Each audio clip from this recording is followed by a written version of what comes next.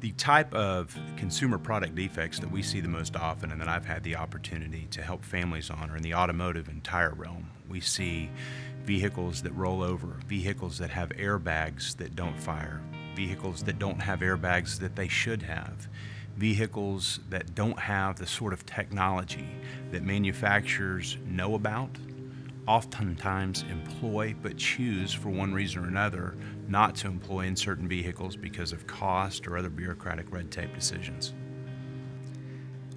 Well, we've done a lot of consumer product defect litigation. We do a lot of car cases, as we've probably tried more car cases than probably any other law firm in the country. We do a lot of tire litigation. I specifically have been involved in a lot of fire litigation, either structures that have some sort of defective electrical device in the structure that fails and ends up burning something. Sometimes we have products that are just everyday products that have high resistance connections like Christmas trees, electrical chairs, and those types of products usually fail when people don't expect them to fail. And what usually happens in a fire is often families suffer very tragic consequences. So I've personally been involved in a lot of that type of litigation. Many different products that have been pulled from the market were the subjects of our cases. Some of the largest that I could bring to mind would include 17 million Firestone tires that were pulled from the market by both Firestone and Ford after our litigation. In addition to that, there were 4 million Chrysler minivans that were pulled from the market in order to retrofit the back door lock on what's known as a lift gate, or the back swinging door, where those vehicles would be hitting the side.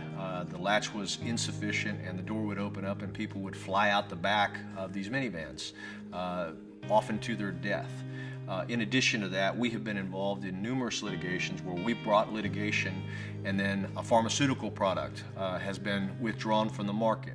Vioxx, Resolin, other drugs like that affect millions of people at once. We've been involved in defective hip implant litigation where the products had to be withdrawn because of either faulty design or just frankly dirt and poor manufacturing process that resulted in corruption or corrosiveness and problems once these things are implanted into people's body. So whether it's products that we drive, products that we use at the home, or products that we ingest, Watts Guerra Craft has been at the forefront of making sure that bad products are taken off the marketplace and that victims of those products get their day in court and proper redress.